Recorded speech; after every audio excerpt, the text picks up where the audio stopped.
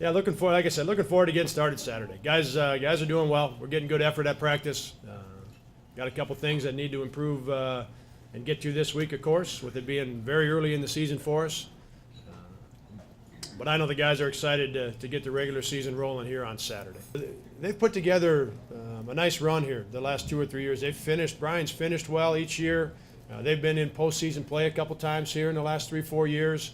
Now they did have, I think it was 5 seniors, either 5 or 6 seniors on last year's team, guys that have been in their starting lineup, guys that have had done a lot for them over the course of the last 3 or 4 years. So they're going to be, they'll be younger. They've got a good group of young guards, some guys that we have recruited, know a lot about. Inside, Jerron Nash is back, one of our local guys here that ended up getting I think it's his 6th year.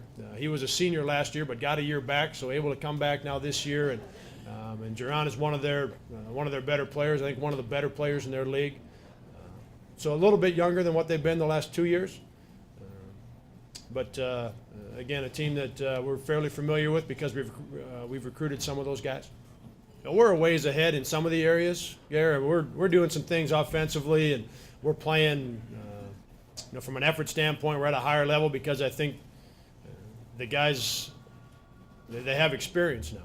They aren't spending so much of their time. You see a little bit of it with Clint Carlson or even with Paul Jesperson. You see some of it where they're trying to decide which way they should go or what they should do. Last year we had 7 or 8 of those guys. This year we've just got 2 or 3 of them in that situation. So that experience, you can feel it at practice. I think that the most important part of having experience is what they expect and demand from each other at practice. You're going to play at a really high level. You're going to compete at a really high level in all of the drills that we do, with all of our practice time. That's been the biggest noticeable difference for me so far this year. Yeah, Wyatt Lohaus will not redshirt. I know there's been some talk back and forth about that. Ted Friedman and I, and maybe it's been out there a little bit. Maybe you've read about it or seen it. Ted and I have had 4 or 5 good conversations about him taking a red shirt this year. We're headed down that road. We'll talk a little bit more this week, but the reason Ted did not play in the 2 exhibition games is because of our conversations about taking a red shirt year this year. I think there's some real positives for both Ted individually and for our program to have that happen. Ted is,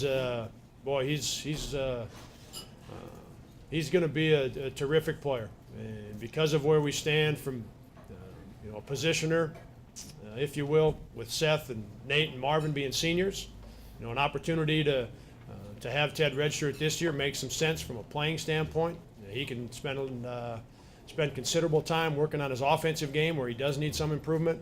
But what he does at the defensive end of the floor, what he does in rebounding, what he does from a maximum effort standpoint, really high level in all of those areas. And he is, I don't know how much has been written about or talked about, but he is, in terms of his academics as a student, he's at the very highest level. And so this would afford him another year in the classroom to maybe get a second major, maybe start his master's degree. But he is absolutely tremendous in the classroom. So we're headed toward that with Ted right now. And we'll wrap that up this week, but that's the way it's headed.